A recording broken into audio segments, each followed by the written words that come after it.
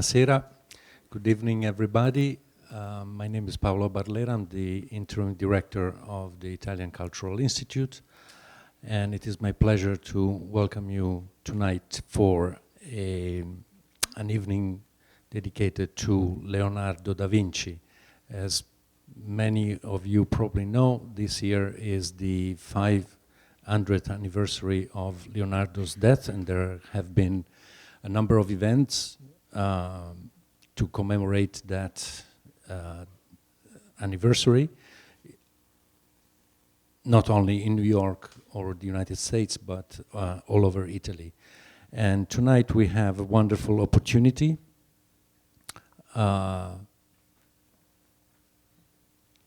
given to us by this beautiful volume.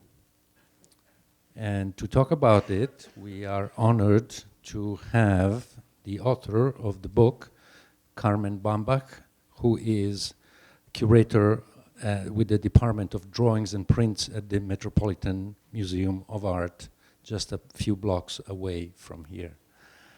And in conversation with her, we have another good friend from the Metropolitan, Kenneth Sonner, who is Watson Chief Librarian there.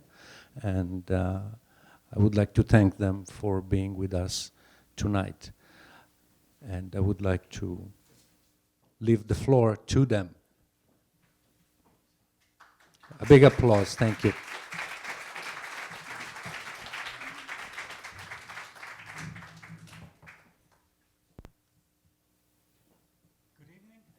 Good evening. Is this working?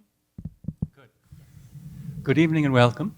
As Paolo said, my name is Ken Sonner. I'm Chief Librarian at the Met. And we're here tonight to discuss Carmen's extraordinary monumental publication, Leonardo da Vinci Rediscovered. You see 2 volumes on the table. There are an additional 2 volumes, of course. And we had a little weight issue bringing the books today. So, but rest assured, there are 4 volumes. I've seen them. I've looked at them. I've read the first one, and they're already actively used at the library. So we congratulate you on this great publication. The format of this evening will be very casual.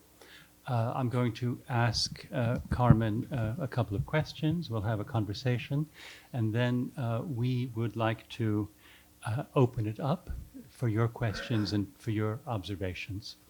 I've been following Carmen's work on this project for more than 20 years. Carmen and I are, Carmen is my upstairs neighbor. And what I mean is, in the building that contains the Watson Library, which is the research library of the Metropolitan Museum, there is also the very distinguished Department of Drawings and Prints.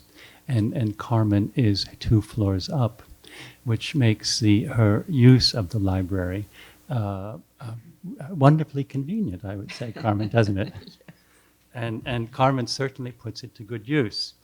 In the home stretch of her work, I would occasionally get a telephone call requesting evening access.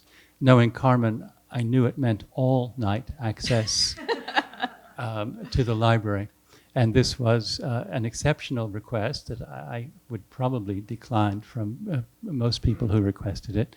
But knowing the productive use that Carmen would make of the library and the nature of her publication, how could I possibly refuse? Carmen, unlike most of us, perhaps I should just speak for myself, Carmen can produce what the college kids call the all-nighter, which I'm sure some of us remember, and most of us also delight in the fact that we no longer have to do the all-nighter. In any case, now it's time to hear from Carmen. And Carmen, in your book, your project on Leonardo, you took on a Leonardo-like project. And what I mean is the kind of project that Leonardo himself would take on, the equestrian sculpture in Milan, the flying machine, and other projects that had extraordinary ambition and vision, and as we all know, didn't always come or rarely came to fruition. But you persevered for 23 years, and the result is a monumental work.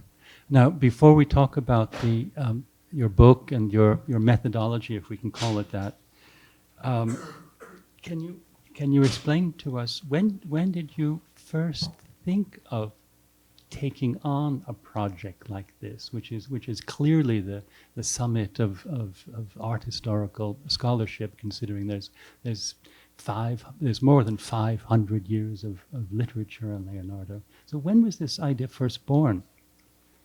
Well, it must have been when I was completely crazy, because if one thinks about it, I wasn't intending to write 4 volumes. I mean, the 4 volumes weigh 20 pounds.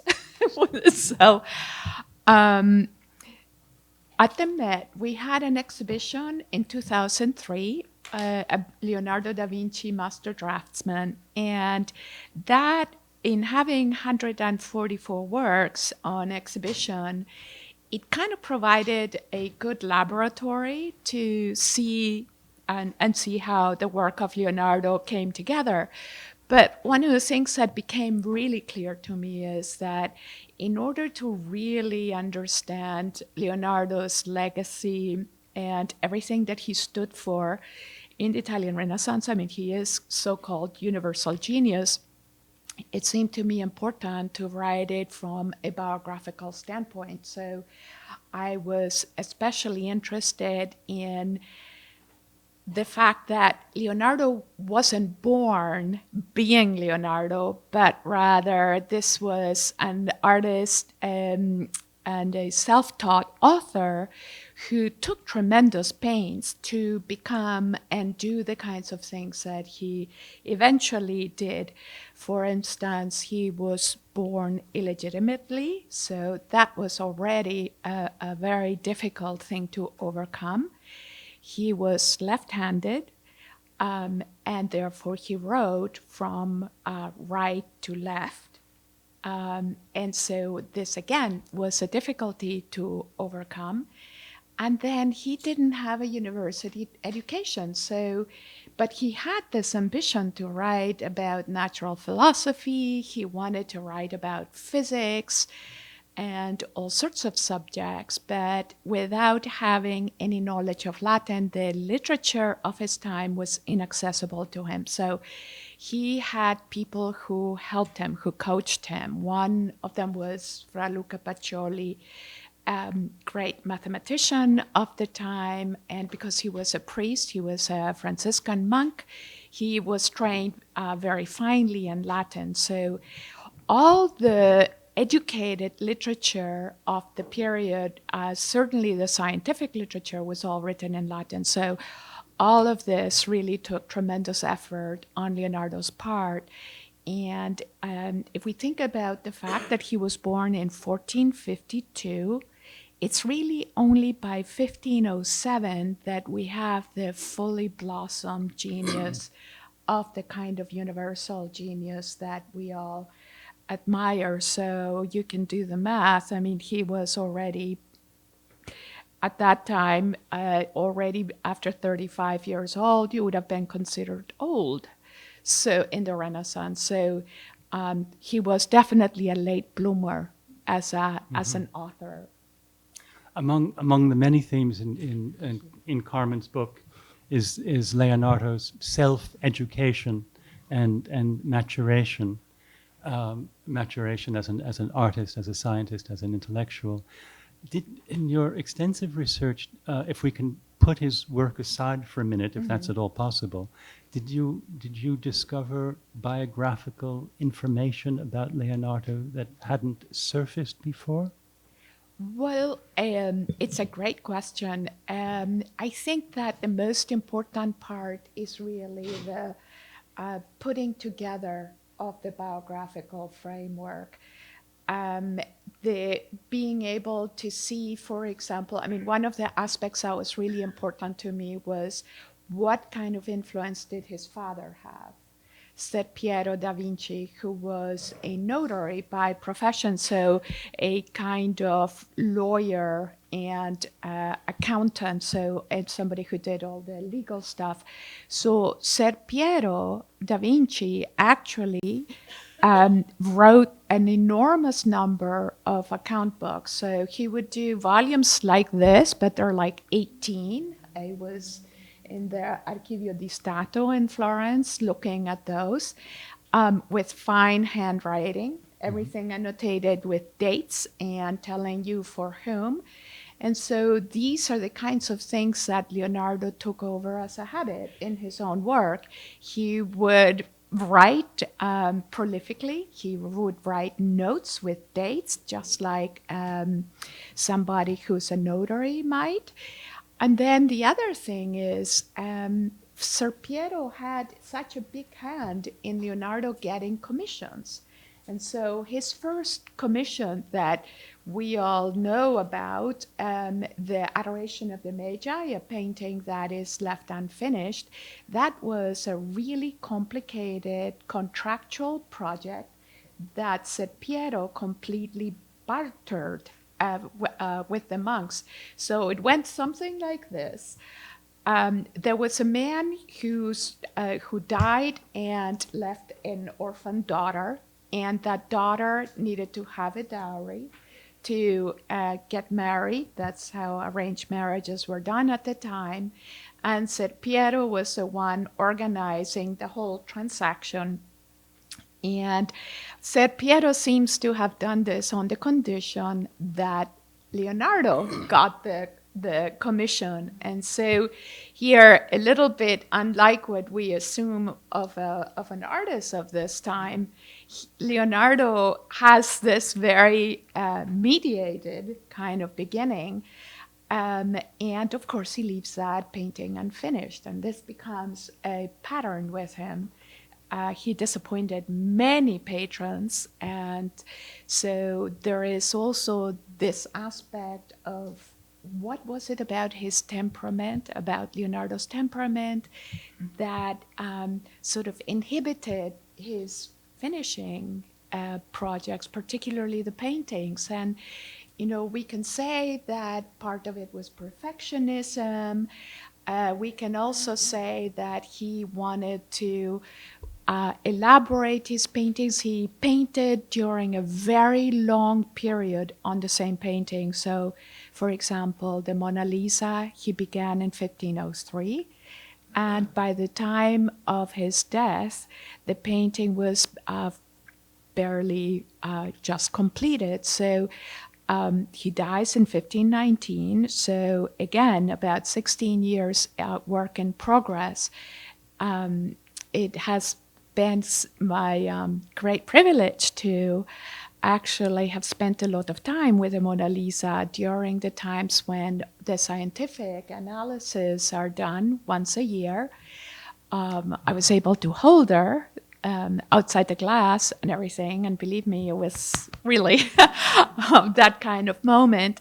But one of the things that I notice is that although the painting may seem very finished to us, there are parts in the middle ground, in the background landscape, that you see through to the preparation on the wood panel. So there's barely any pigment on it. And this is the case with pretty much all his paintings. And so it's interesting that this artist believed in the work in progress. This is where he's he's happiest. Exploring, investigating, developing, and thinking about the infinitesimal subtleties rather than completing a project, which is what his patrons would have expected. Mm-hmm. I came across a passage today in one of your volumes, a quote from an exasperated Leo X, who says, this man will never do anything for he begins thinking about the end of his work instead of the beginning. That's right.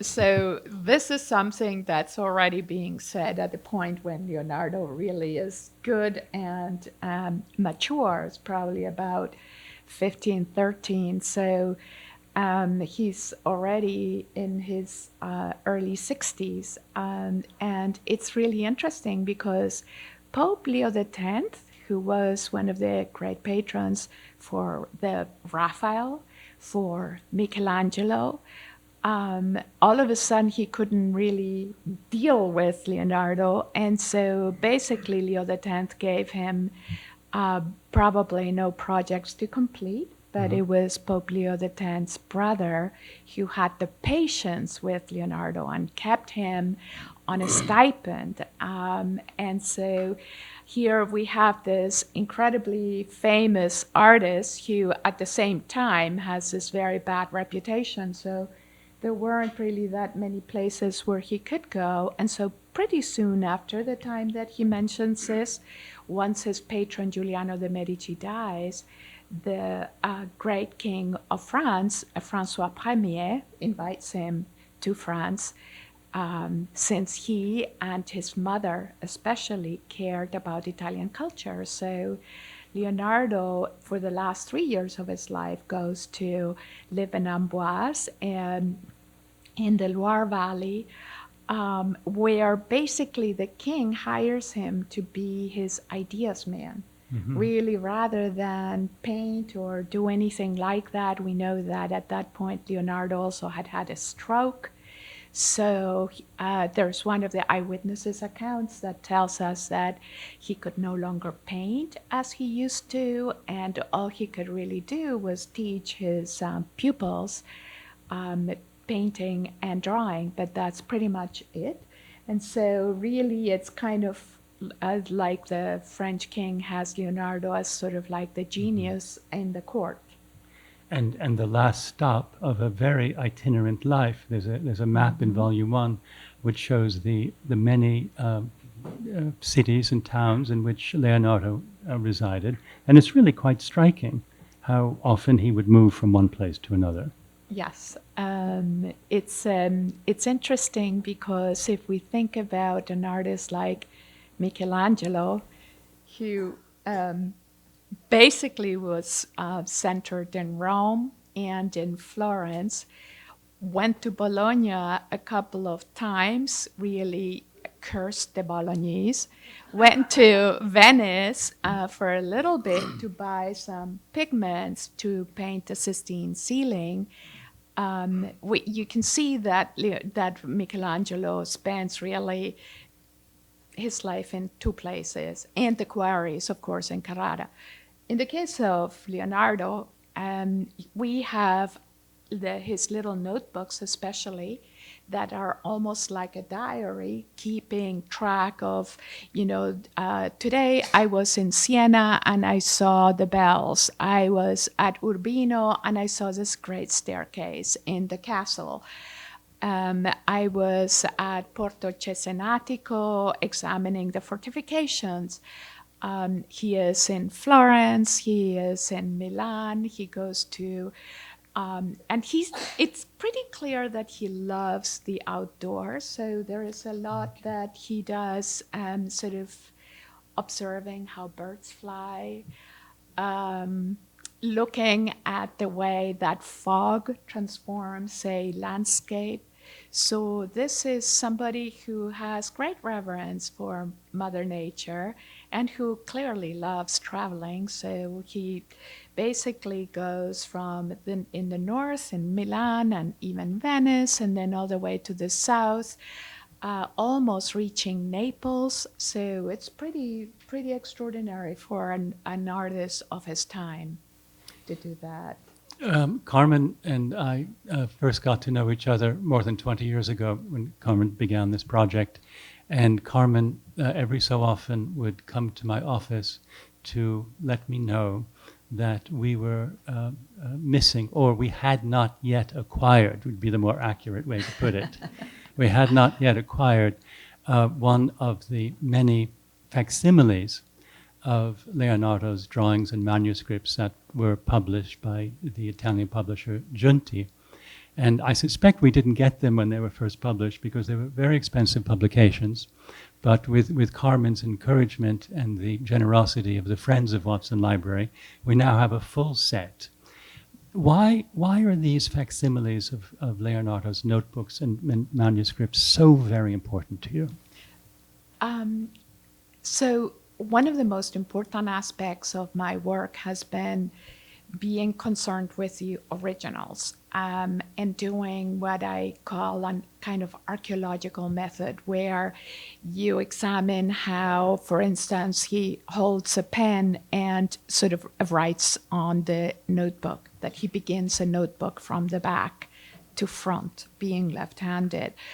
Or that in drawing with red chalk, he will apply tremendous pressure on the chalk stick with his hand. And you see a bit of an imprint on the paper.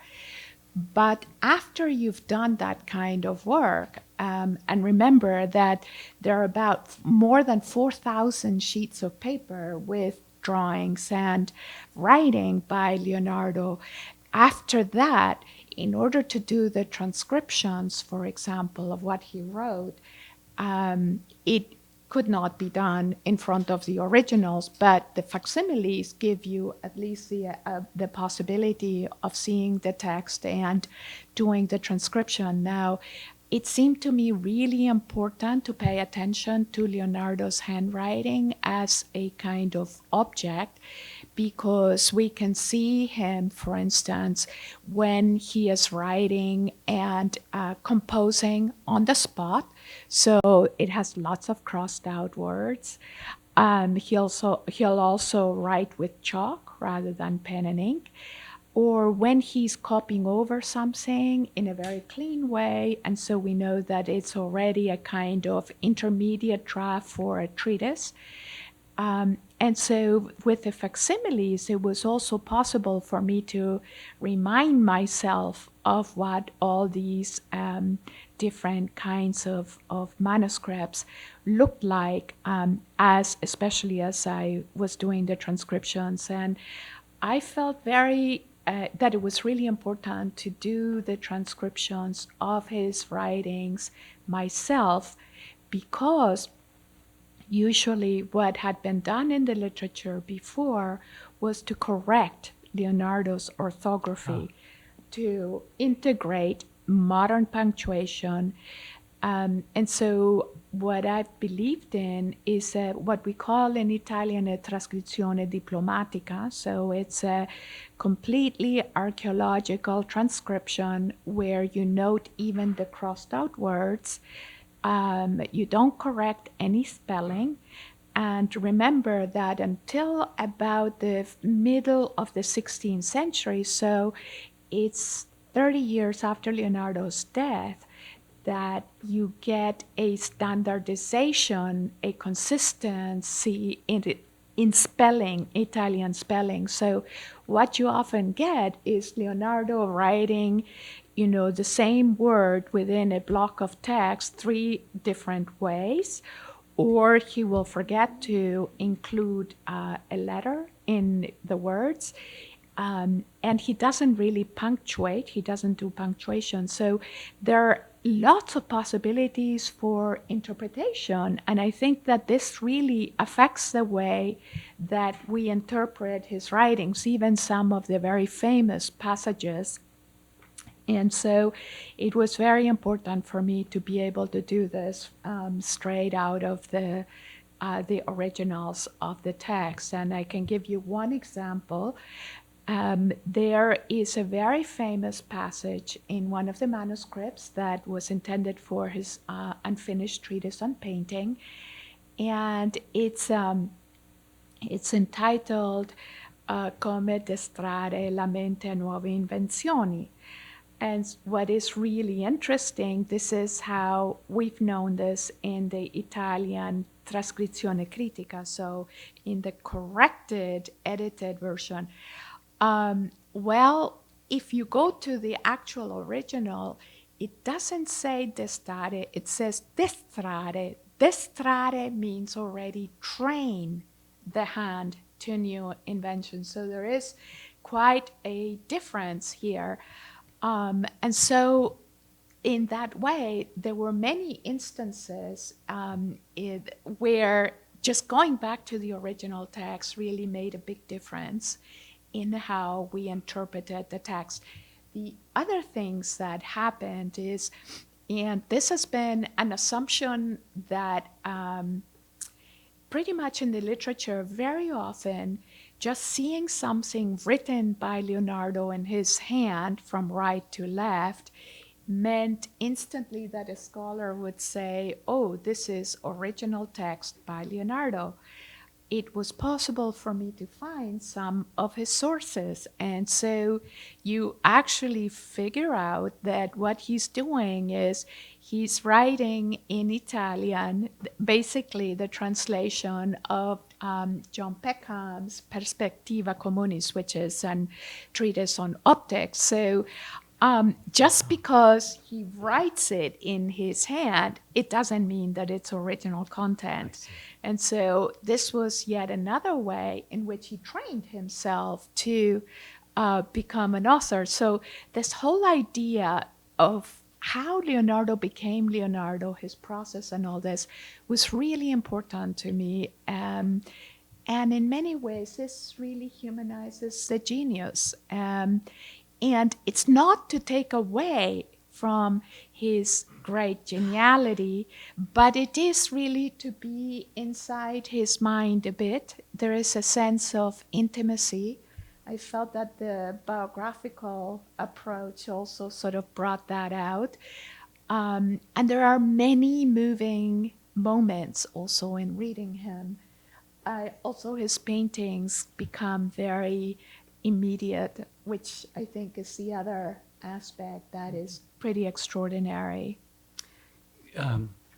Of course, you have to know the literature as you do to know that Leonardo is quoting the literature and not writing something himself, which I think is a real contribution.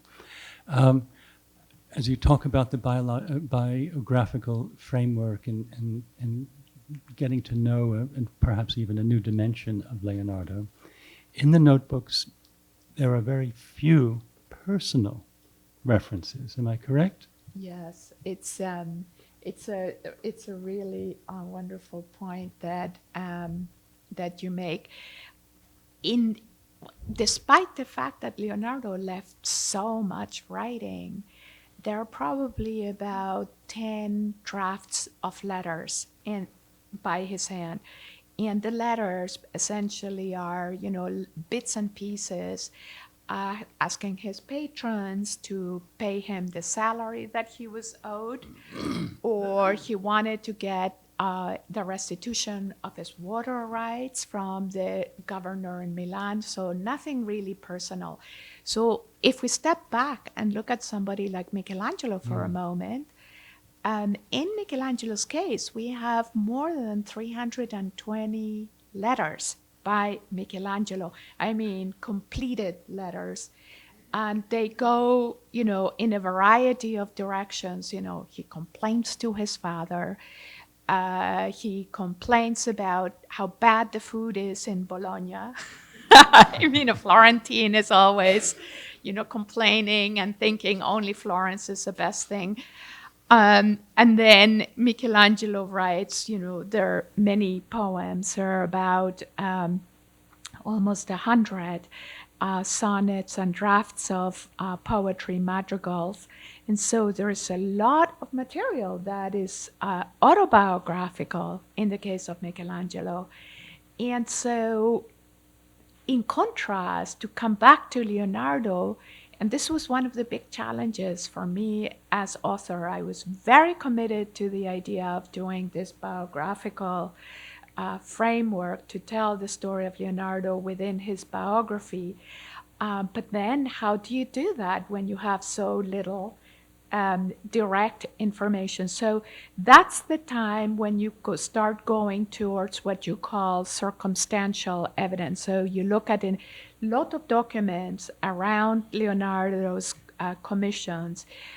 You look at, say, his family, his father, the very problematic relationship he had with his half siblings, because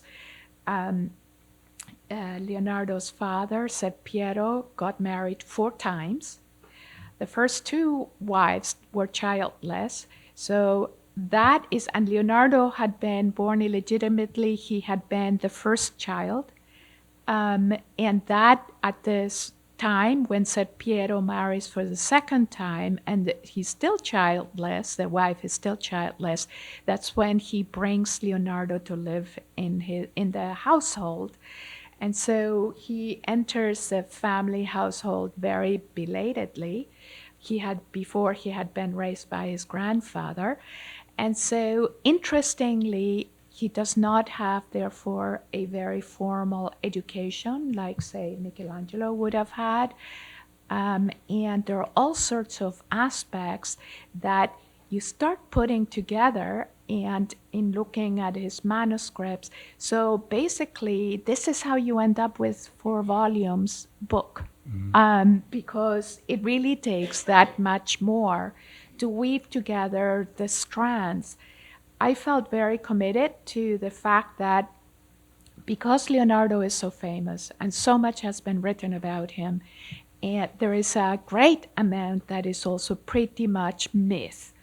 And so it was really crucial for me to try to separate that which was a historical fact from what was a probability or a possibility and what was, straight speculation. And so, again, those levels of digging were really quite difficult, and it required a level of detail that in other cases, say in the case of Michelangelo, you can circumvent. And that's why the book on Michelangelo for the exhibition at the Met is only 1 volume. Mm-hmm. It's large, but it's 1 volume. Right. And so you're hearing a lot of backstage ways in which we work.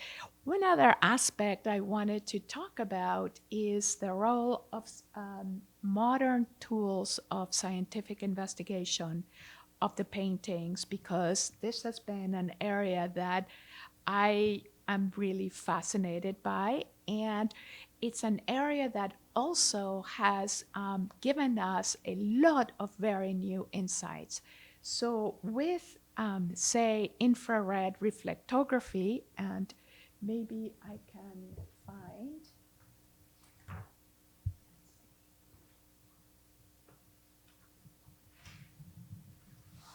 So here we have the Mona Lisa, and then here we have what we call the infrared reflectography image. So with infrared reflectography, it's a way of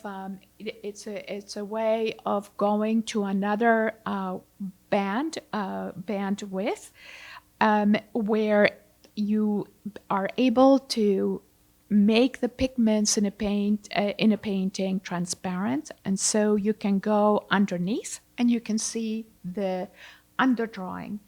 And what is really interesting about the underdrawing, in the case of the Mona Lisa, and you can actually see this when you come and look at the book, the first ideas for the Mona Lisa showed her in a very slender body type. And so it's interesting because Leonardo, during those 16 years in which he worked on the Mona Lisa, he kept widening the figure and giving her the monumentality. And there are also all sorts of ways in which you can see smaller changes, like the hands, the fingers being moved.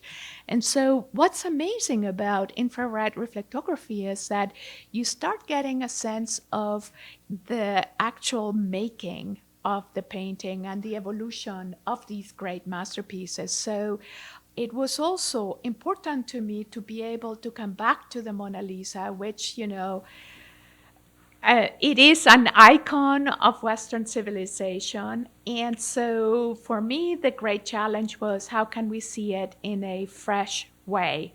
how can we see it as a painting, as an idea in evolution, just without seeing it as this forbidding kind of masterpiece. And it was really interesting also for me to sort of come, 'cause I had a chance to hold her, which was really so, so moving.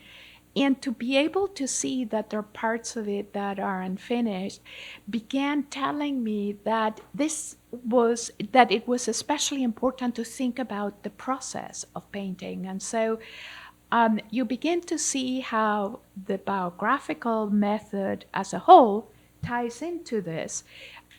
You start thinking about the person, the artist, the great genius, as a process, the making of the genius.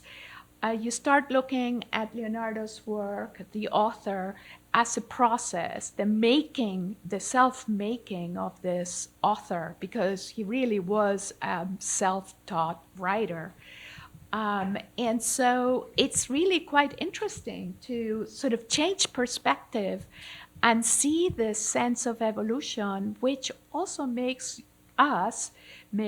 you as the reader, makes me as the author come actually quite close to the artist. And it's almost like having a bit of a glimpse over the genius's shoulder as he's thinking.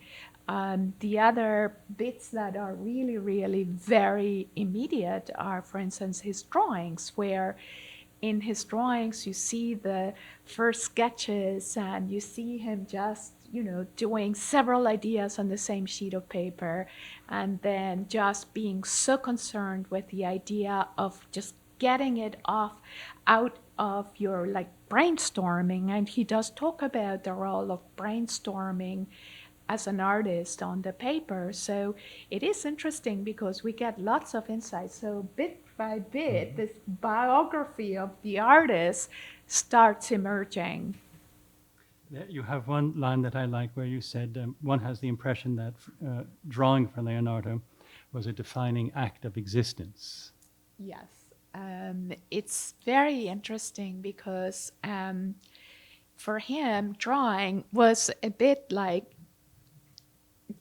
knowing and thinking on the paper. And so let me just see if I can find a drawing that is very, let's see. Okay. Mm-hmm.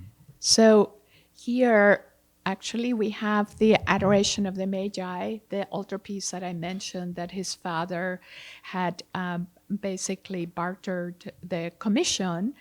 And then here we have one of the preparatory drawings. And for this painting, he produced many, many, many different kinds of drawings. Now, in this compositional drawing, you see that the ideas for the composition were quite different from what he eventually does.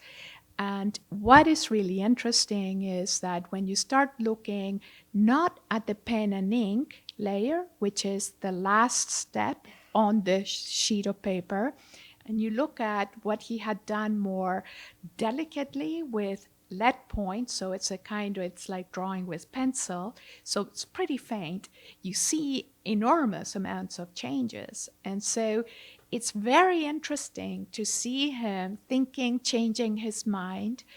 And this happens as he is working on the paper. He doesn't start with preconceived ideas. So there is a spontaneity that is very fresh in his drawings.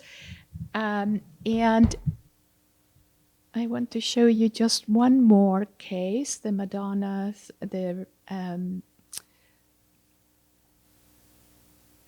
so-called Madonnas of the Virgin of the Cat, where you kind of get blurs. It's almost like a cloud of lines where he's thinking not about the details, he's thinking about the general composition and giving the composition the sense of action in the unfolding.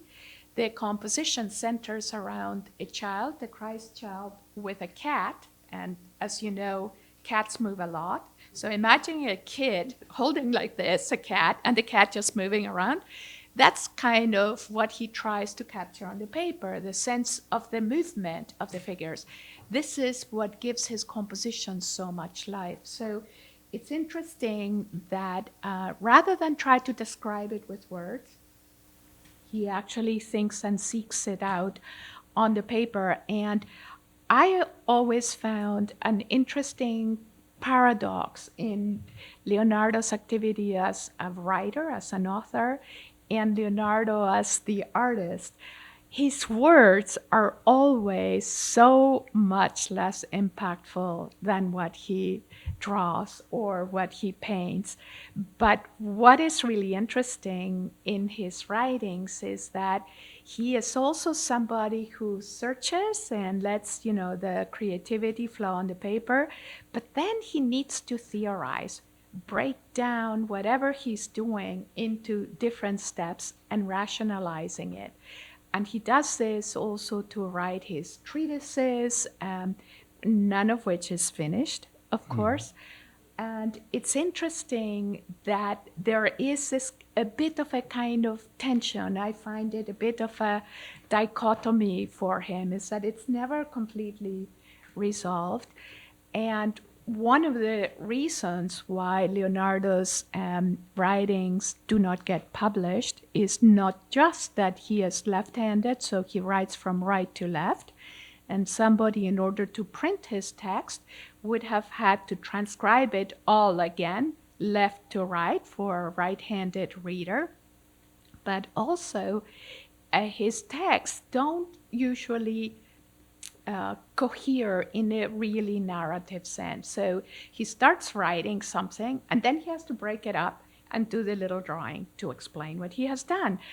And so there, like a rebus almost. Yep, exactly. And so what is really interesting is that imagine what a typographer would have had to do. There was at the time no way to reproduce his drawings with the kind of detail that you would have needed. So there are all sorts of ways in which, he does not become a published author. And one of the things that sometimes gets said is that Leonardo, the scientist, does not have as much of an impact because his work was not published. Now, I have felt that has been a tremendously, I would say, very inaccurate way of looking at Leonardo. And a lot of historians of science will say this, especially the ones who do anatomy. But there are two ways here two things that are really important to say. One, the transmission of knowledge in the sciences was not all done just with printed text, so typeset text. There were lots of copies and manuscript that floated around, so knowledge also very much got disseminated through the handwritten manuscript copies and versions. The other thing is, if we look at Leonardo's beautiful anatomical studies, you will see that the techniques used in dissection and illustration today are pretty much the ones that he already was exploring in 1510, 1511. Let me see if I can find just a couple of examples.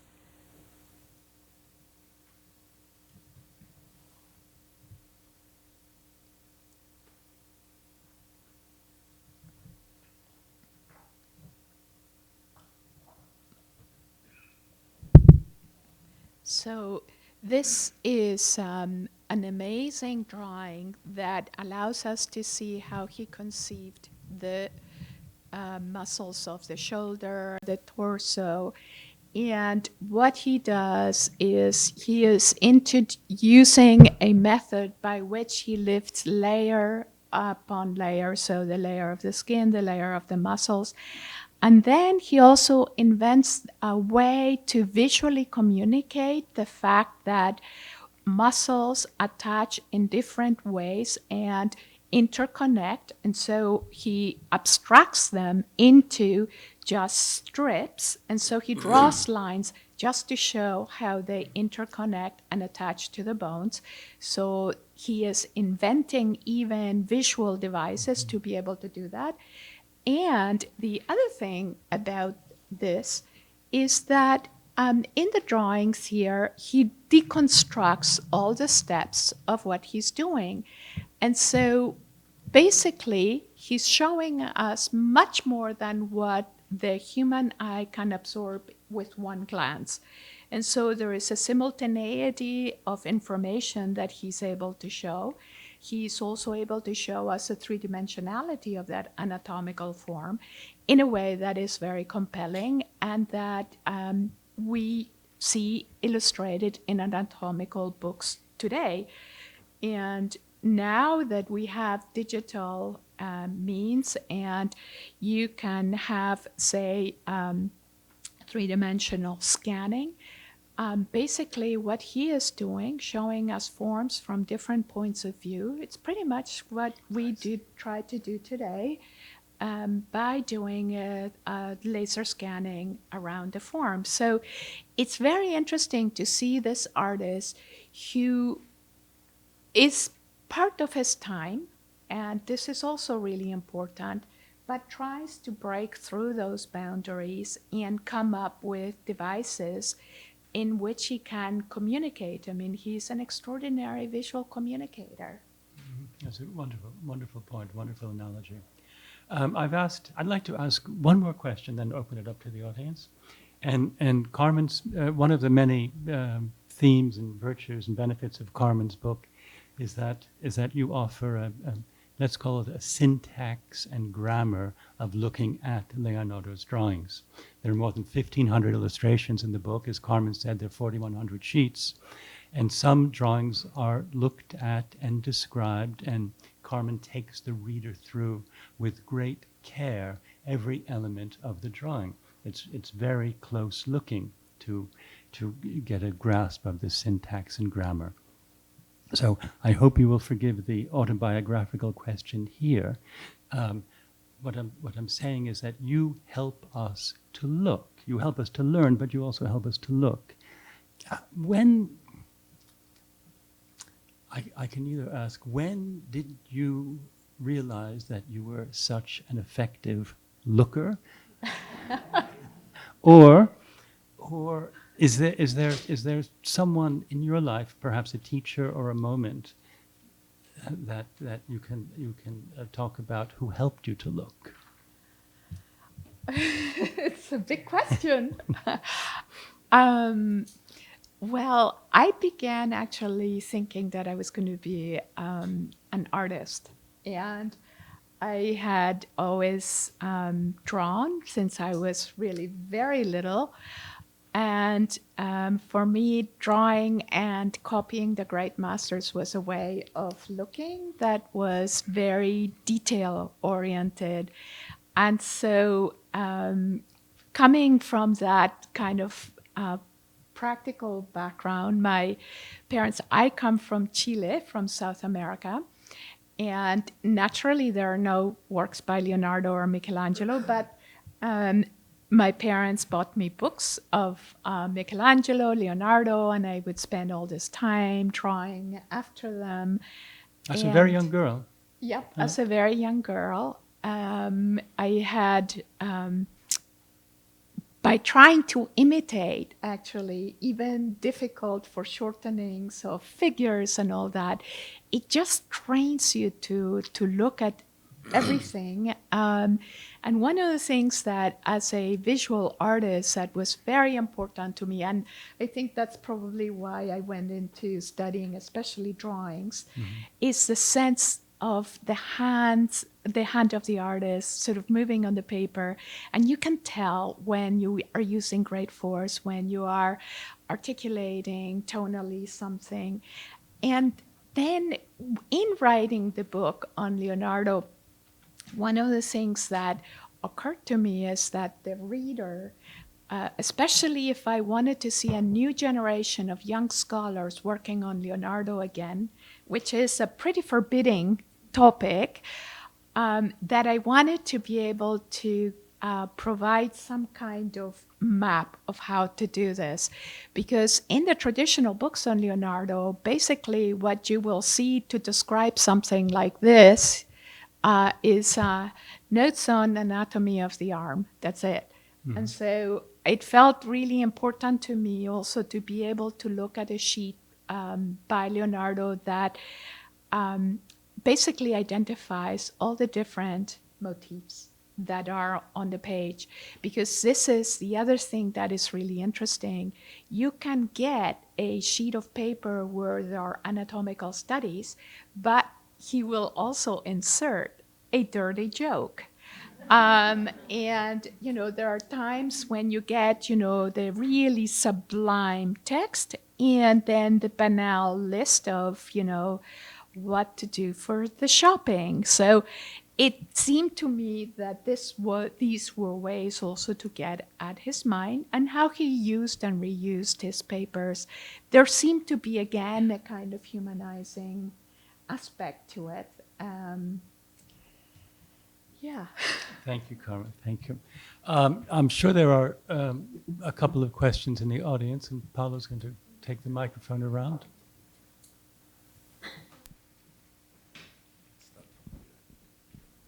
Did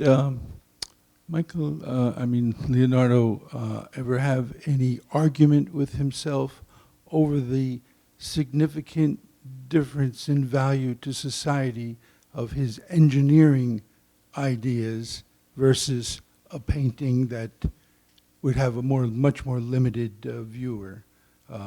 He did some amazing engineering work with water and such. Mm-hmm.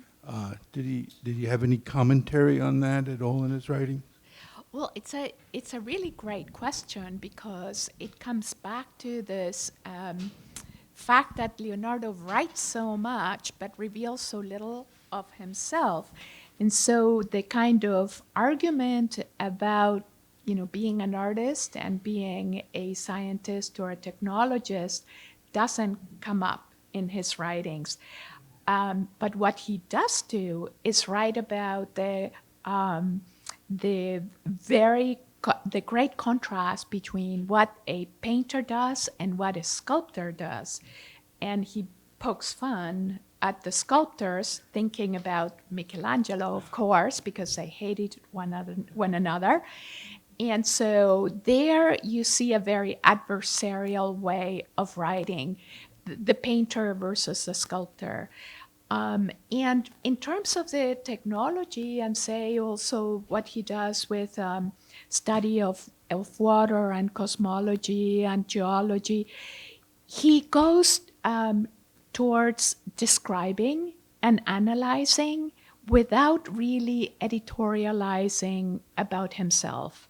So it is, and he has an amazing capacity for descriptive detail and just breaking down, a problem or an observation into the different components. He's very, very meticulous about that.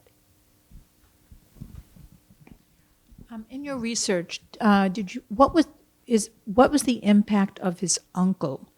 Is it myth or reality that his uncle, who had so much time on his hands, taught Leonardo how to experiment, how to look at nature, and gave him that gift?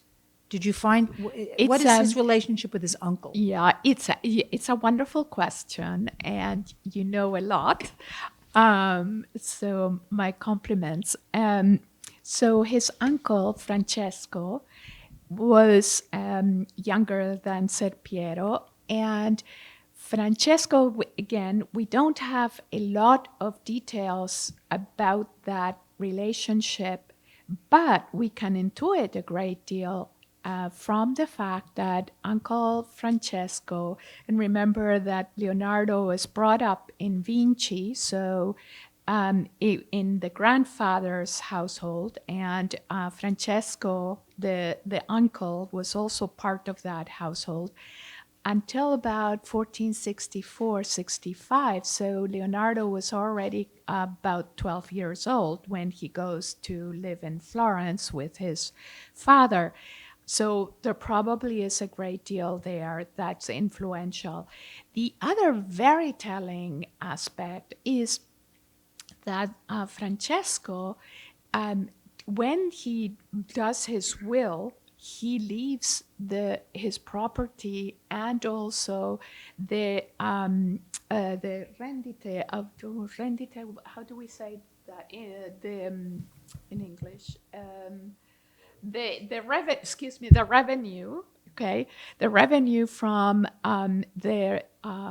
from mills and other property also to Leonardo. Now remember that because he was illegitimate, he could not inherit from Ser Piero, and Ser Piero, his father, and Francesco die within a year of one another. And it's interesting that Francesco leaves everything that belonged to him to Leonardo. What we can guess is from this is that, one, there must have been great affection. And if Leonardo had been in Vinci growing up in that household for 12 years, that would tend to, again, confirm that. And Francesco's lands and the property that goes to Leonardo, then Leonardo's half siblings contest this, and there are several lawsuits. And it was one of the annoying things in Leonardo's maturity to have to deal with the lawsuits with his half siblings, which don't get resolved until 1521, so 2 years after Leonardo's death.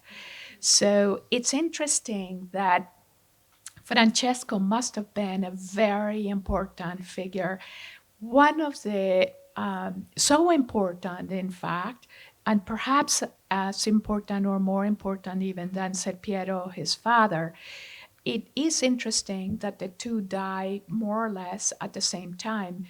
Ser Piero in 1504, in July 1504, and Francesco, although we don't have the precise, the exact date, we can intuit that is about 1505.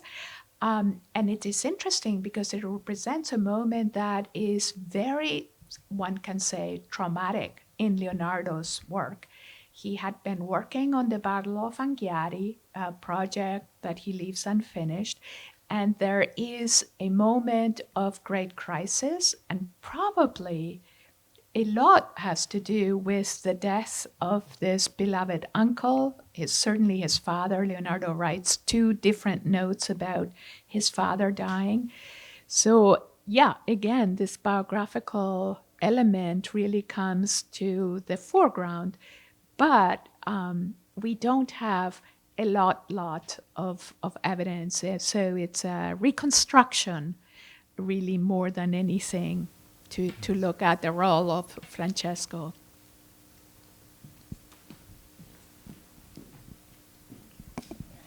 There's a drawing that is attributed to Leonardo called La Bella Principessa, and I was wondering if you've seen it or talked about it or heard anything about it? I don't discuss it because it's not relevant to Leonardo's work or to my book, so I haven't discussed it.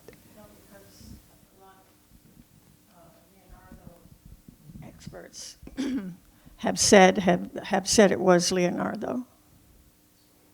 Yes, as I say, I've discussed the works that I believe are relevant to Leonardo's biography and to his career, and so that drawing is not in my book.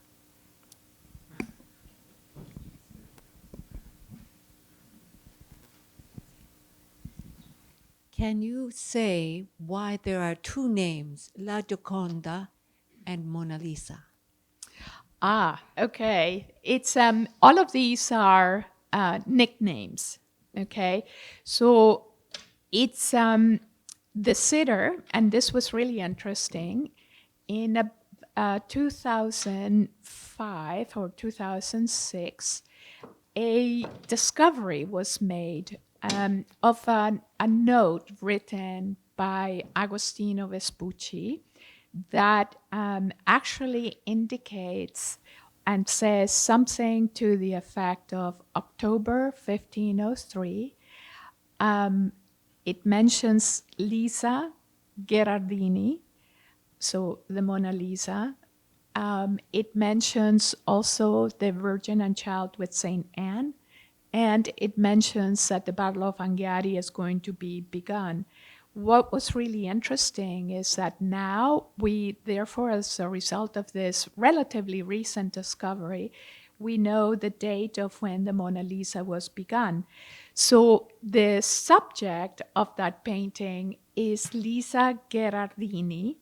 And what is really interesting is Gioconda. Giocondo is means somebody who is smiling, jocoso, so playful, and therefore it's that nickname. And then Mona Lisa, and I've actually insisted in my book that Mona needs to be spelled the Italian way, which is with double N, not one N, because it is at the time in the Italian, in the Middle Ages and in the Renaissance, it was used as a abbreviation for Madonna. So essentially, Signora today. And so it seemed to me important to, and all our Italian scholars, our French scholars use Mona double N. And so there is that. But the real subject, I mean, really, if we think about her as a person, is Lisa Gherardini.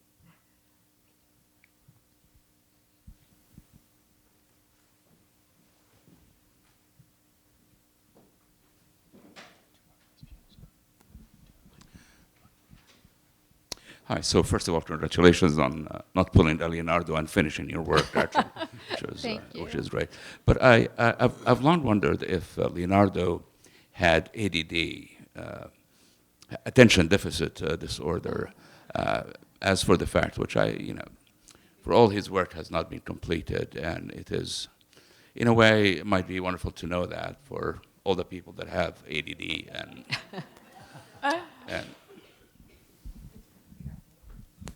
It's a really interesting question, and there might be an aspect that can be explained that way.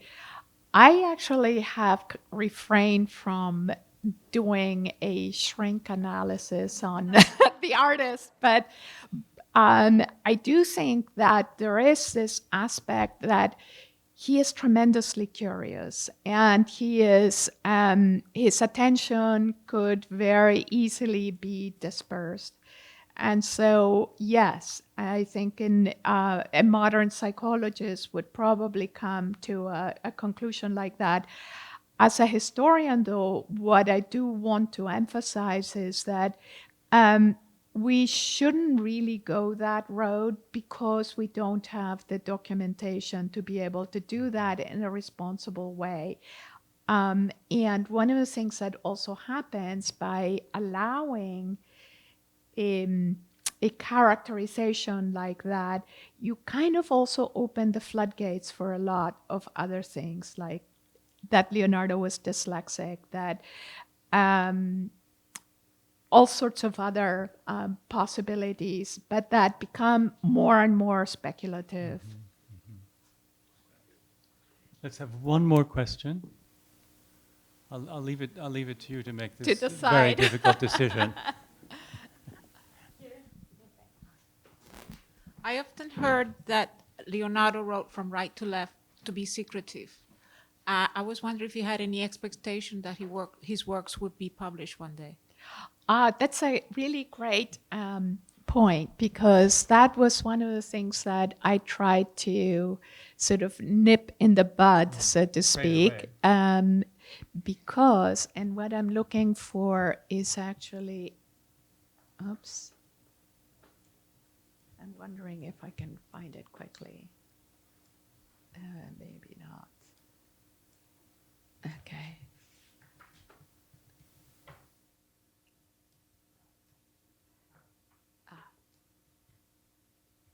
Okay, here I've reproduced a document of the time, 1499 here, and it's a letter basically written by Agostino Vespucci when he was spying in Milan, writing to Florence. So this one is absolutely coded.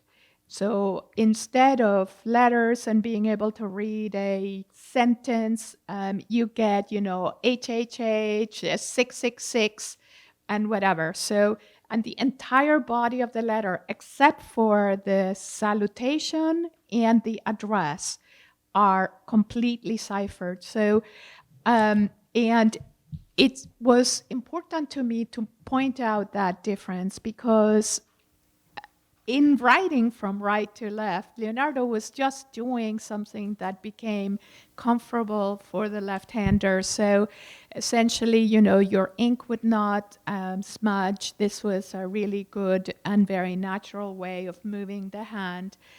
And his handwriting is really readable. I mean, it does require how would you say, an apprenticeship, and I really cared very much to learn to read his handwriting. It's really perfectly legible, and therefore it would have been very easy to decipher. Carmen, thank you for chatting with me and chatting with us, and